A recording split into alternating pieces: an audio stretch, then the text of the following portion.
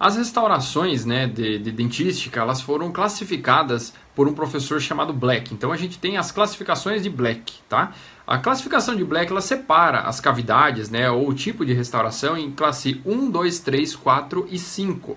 E agora eu vou ensinar para você como que a gente faz para reconhecer cada uma delas. Porque em algumas aulas aqui desse treinamento você vai ter diferenças, né, na montagem de mesas, diferença muito sutil, né, entre uma mesa e outra, mas que é interessante você entender, né, como é que você vai identificar os materiais através da classificação, né, do tipo de restauração que o dentista vai fazer.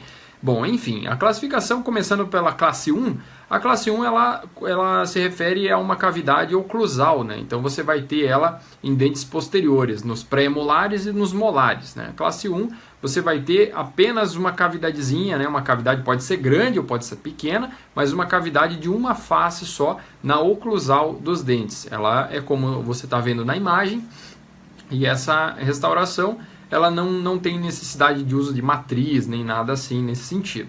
Diferente da classe 2. A classe 2 ainda fica em pré-molares e molares, ou seja, em dentes posteriores, só que nesse momento você teria que utilizar um instrumental específico. Aqui, muitas vezes, a gente acaba utilizando a matriz e o porta-matriz, tá? Então é aquele materialzinho metálico mesmo, para a gente conseguir colocar no entorno do dente, como se fosse um anel, né? Tipo uma banda ortodôntica, para a gente fazer a reconstrução da parede que foi perdida.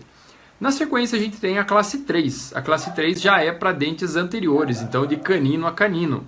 Na classe 3 a gente só tem uma das faces do dente que estão com uma cavidade ou com cárie, ou que a gente vai fazer a restauração. Então seria nas faces proximais do dente. Se você pega na imagem ali, você pode ver um incisivo, né? Pode ser um incisivo, pode ser um incisivo central, lateral, mesmo um canino. Sempre dentes anteriores, então a gente tem a classificação de classe 3, na proximal de dentes anteriores.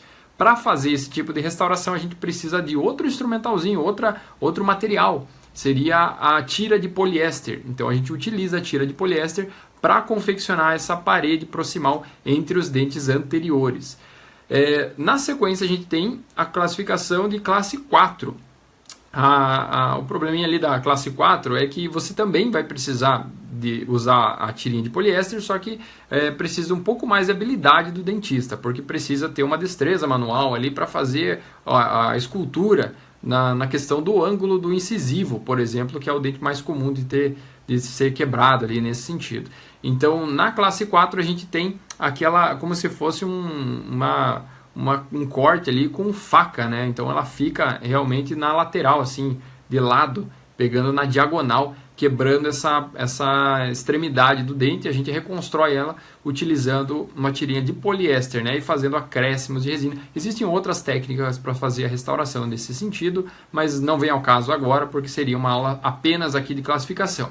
E finalmente a classe 5, né? A classe 5 seria uma pequena cavidade apenas na região cervical, tá? Então essa região pode ser tanto em dentes anteriores como em dentes posteriores. Então a classe 5 é aquela, pode ser uma lesão de abrasão ou abfração, né? Aquele desgaste mesmo entre o dente e a gengiva, ou pode ser cárie, realmente, que acaba se formando principalmente na questão das pessoas que não têm o costume de escovar os dentes na região anterior, né? A gente observa muito cáries aqui assim perto da gengiva. Então essa é a classificação, né, das classes 1, 2, 3, 4 e 5.